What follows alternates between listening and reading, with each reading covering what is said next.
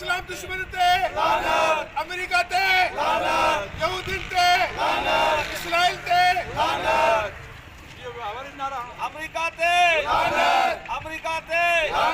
यहूदीन ते इस्राइल ते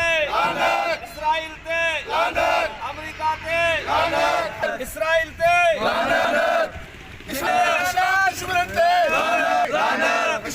मुसलमान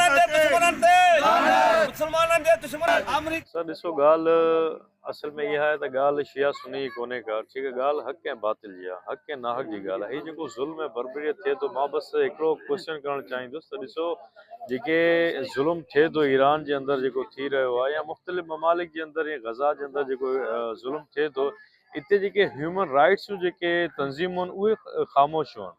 हीउ उन्हनि जे मथां हिकिड़ो सवालिया निशान आहे त एॾो वॾो ज़ुल्म थिए थो, पर उहे तंज़ीमूं जॾहिं त यूरोप जे अंदरि या यहूदियुनि जो को कुतो बि अगरि मरे थो त उते इहे तंज़ीमूं जाॻियुनि थियूं या उथनि थियूं ऐं वावेला थियूं कनि। जॾहिं त हिते स्कूल जे अंदरि नंढे मासूम ॿारनि खे 160 ॿार जेके आहिनि शहीद थी चुका आहिनि, उते इहे तंज़ीमूं ख़ामोश आहिनि।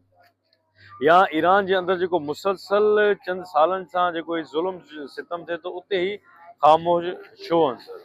सो ॻाल्हि हक़ ऐं बातिल जी आहे, जो असां इहा ई चवंदासीं त जेको बि ज़ुल्म सितम थी रहियो आहे, ठीकु आहे, ख़ुदारा हीउ वक़्तु आहे, हीउ पॉइंट आहे जो हिते इतिहाद ॾेखारियो।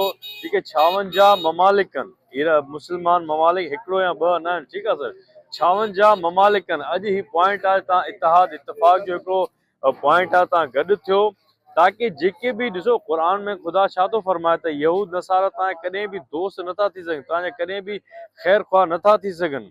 त पोइ अॼु असां 56 मुल्क जेके मुस्लमानूं ख़ामोश छो बणिया वेठा आहियूं? हीउ इतिहाद जो मौक़ो आहे, इतिहाद ॾेखारियो ऐं हीउ कॾहिं बि असांजा हामी ऐं मुतहद न थी सघंदा।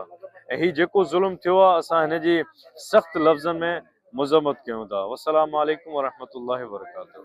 मोमिन जे तरफ़ां अॼु हीउ मेड़ा को ताज़ियत जेको कयो वियो आहे, हज़रत अल्लामा खामनई साहिब जी शहादत जे शोग में कयो वियो आहे।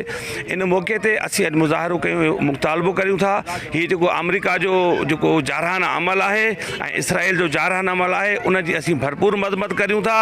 ऐं इन ते इहा असीं सिर्फ़ु अमेरिका सिर्फ़ु ईरान ते हमिलो न कयो आहे, हिन पूरे मुस्लमाननि ते हमिलो कयो आहे, पूरी मुस्लमानी क़ौम खे ललकारियो आहे।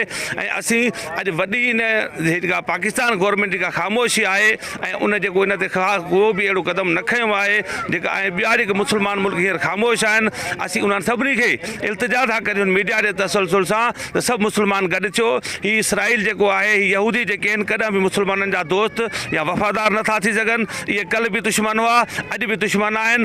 ऐं जेका पाकिस्तान गवर्नमेंट आहे या असांजे ॿिया नेशन्स जेके पाकिस्तान कंट्रीज़ आहिनि, उन्हनि खे बि अपील था करियूं त सभु हिकु थियो ऐं हिन नापाक हिन जेको बलीत ज़ालिम आहे, जेको जारहाना अमल कयो आहे, इनखे मुंहुं तोड़ सभु गॾिजी जवाबु ॾियो त इनखे हमेशह जे लाइ जीअं नीस नाबूद थी वञे। सलाम मदद साईं। अवल त तव्हां प्रेस वारनि तमामु दोस्तनि जो मां शुक्रियो अदा थो कयां, जेके असांजे हिन मेड़ा खे जेको एहतिजाजी मेड़ा को हुयो, जंहिंमें असांजो रहबर मौज़म अली खामनई साहब के शहीद किया वियो ऐं इमाम हुसैन अलैहिस्सलाम भी 1400 साल पहिरीं यज़ीद जी बैत न मञी ऐं उन बि जेको आहे सो अटल ते आख़िर ताईं हक़ ते बीठो रहियो। त इहो ई जेको आहे सो मौला असांजो क़िबला अलामा शहीद अली खामनई साहब उन इमाम हुसैन जे कौल ते अमल कंदे पंहिंजी शहादत ॾिनी। असां हितां जा गगर जा मोमिनीन जेके बि आहियूं, अहले सुन्नत, असां सभु गॾु आहियूं। इन ते असां यज़ीद ते लानत था कयूं, अमेरिका ते लानत था कयूं, इसराइल ते लानत था कयूं। हींअर दुनिया जे 57 मुल्कनि में वाहिद मुल्क ईरान आहे जेको हिन ज़ालिम ऐं यज़ीद सां मुआहदो अटकायो आहे ऐं उन्हनि सां जेको आहे जंग जोटियो बीठो आहे। इंशा अल्लाह ताला असांजा मुजाहिद बि, असांजा हितां जा बि जेके सचा मुजाहिद आहिनि, सो बि इंशा अल्लाह ताला इन्हनि ते लानत कंदा, उनजे ख़िलाफ़ जंग जोटींदा। भले असांजे शहीद थी वञूं, मरणो हिकिड़े ॾींहुं आहे, पर इंशा अल्लाह ताला असां शहादत जी मौत मरणु चाहियूं था, असां मरदूद जी मौत मरणु नथा चाहियूं। महिरबानी साईं, आली मदद।